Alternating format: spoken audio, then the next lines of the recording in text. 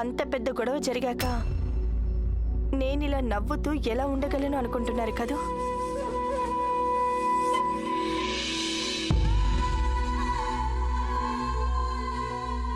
మా అన్నయ్య నేర్పించారు నాకు మనసు ఎలా ఉన్నా నవ్వుతూనే ఉండాలని, కన్నీళ్ళని దాచుకోవాలని. కానీ ఇప్పుడు అర్థమైంది కన్నీళ్ళు ఎంత దాచుకున్నా దాగవని. ఈ మహల్కి వచ్చిన తర్వాత మా ఇద్దరికి జరిగిన వాటిని ఎలా మర్చిపోగలను?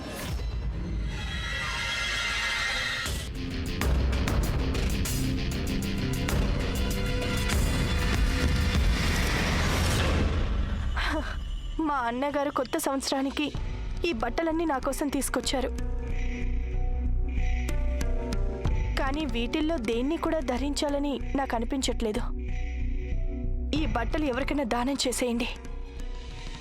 నువ్విప్పుడు బాధలో ఉన్నావు. ఈ సమయంలో నువ్వు ఒంటరిగా ఉండకూడదు. ఒంటరిగా ఎక్కడున్నాను? నాతో పాటు నా కన్నీళ్లున్నాయిగా. మీరు వెళ్ళండి గాయత్రి. కొన్ని గాయాల్ని తోడు కాదు, ఒంటరితనమే మానుపుతుంది. కాళ్ళు భూమిలో పాతుకుపోయినట్టు ఇంకా నిల్చున్నావే. నువ్వు వెళ్తే నిన్ను నాశనం చేసేందుకు నేను పండగ చేసుకుంటా.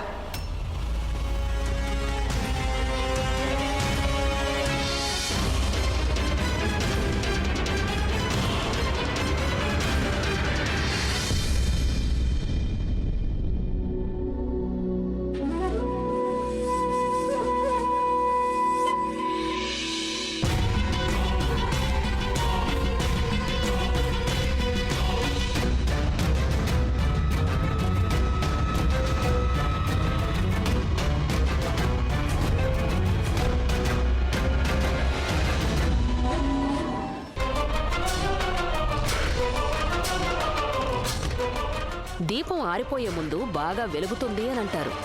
కానీ దాదాపు ఆరిపోయాక కూడా ఇంత వెలుగునిస్తుందా? ఈరోజు మొదటిసారిగా చూస్తున్నాం.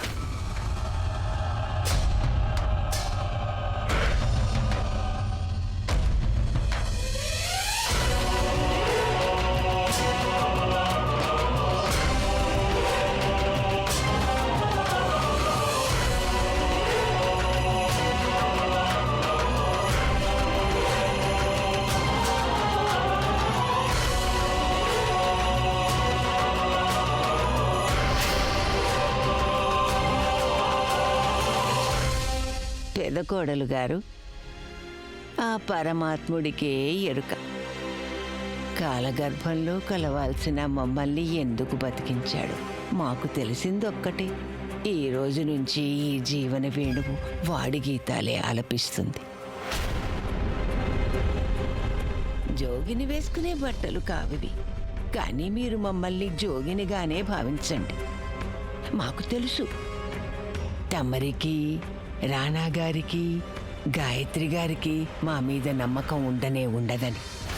కానీ మా మనస్సులో ఒక జ్యోతి వెలిగినట్టయింది. ఇప్పుడు ఈ జ్యోతి మనస్సులోని పాపాలన్నింటినీ దగ్ధం చేసి ఆవిరి చేసేస్తుంది.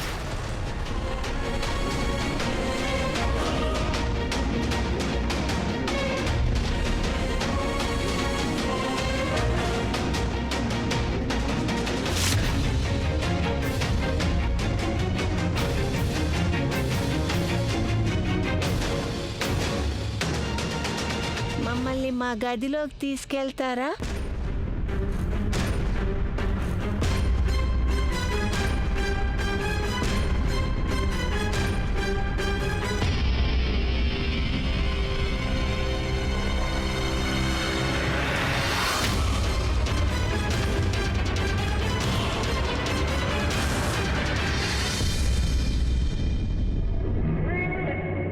రాజమాత నేను చనిపోవాలనుకుంటున్నారు. నాతో పాటు ఆ రహస్యం కూడా అంతం కావాలనుకుంటున్నారు. వారు చేసిన మోసాన్ని నేనెప్పటికీ క్షమించలేను. నా ప్రాణం పోవచ్చు, కానీ ఆ రహస్యం మాత్రం బ్రతికే ఉండాలి. అదే ఎలాగని? నువ్విక్కడ బందివి కదా, అలాంటప్పుడు నువ్వేం చేయగలవు? కాపలా వ్యక్తుల మీదే ఉంటుంది, కానీ మాటల మీద ఉండదు. నేను బయటికి వెళ్ళలేకపోవచ్చు, కానీ నా గొంతు బయటికి వెళ్ళగలదు కదా. నువ్వు నా కోసం ఒక పని చేసి పెట్టాలి.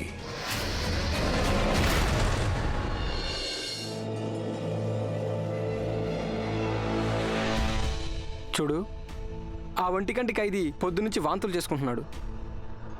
త్వరగా వెళ్ళి అతని కోసం ఏదైనా మందు తీసుకురా.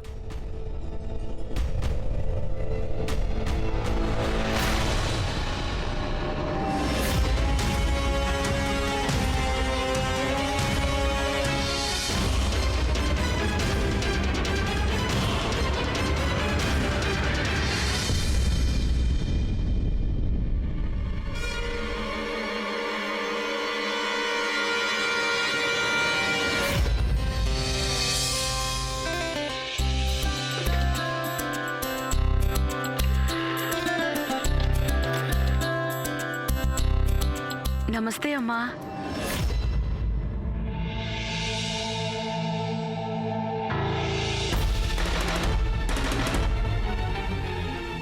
గాయత్రిని మాట్లాడుతున్నాను. నూతన సంవత్సర శుభాకాంక్షలు. బాగున్నాను, నువ్వెలా ఉన్నావు? మా నాన్న, మన గోపాల్, నవ్య బాగా చదువుకుంటుందా లేదా?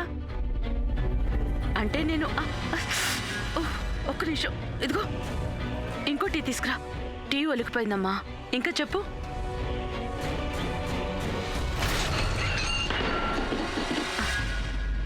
అమ్మా, నేను ఇప్పుడే కాసేపట్లో ఫోన్ చేస్తాను. ఉంటాను. ఏమైంది?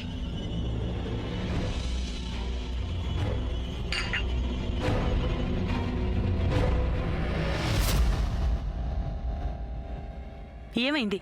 అదేం లేదు రాణిగారు, టీ ఒలికింది. ఏం పర్వాలేదు.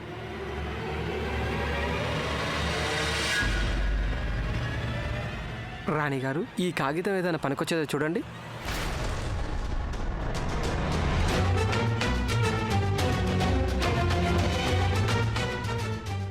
నువ్వు వెళ్ళొచ్చు.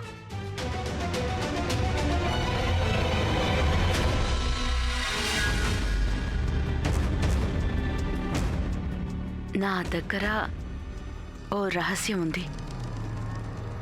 అది ఈ మహల్లో తుఫాను సృష్టిస్తుంది. జాతకాలు మారిపోతాయి. ఈ మహల్కి, మన రాజుగారికి తెలుసుకోవాలనుకుంటే ఎవరికి ఏమీ చెప్పకుండా వచ్చి నన్ను ఏకాంతంగా కలవండి.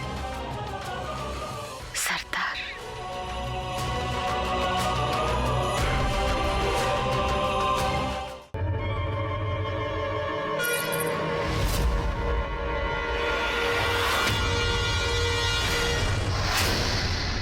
మీ కాలిపట్టి కారాగారంలో ఎందుకుంది?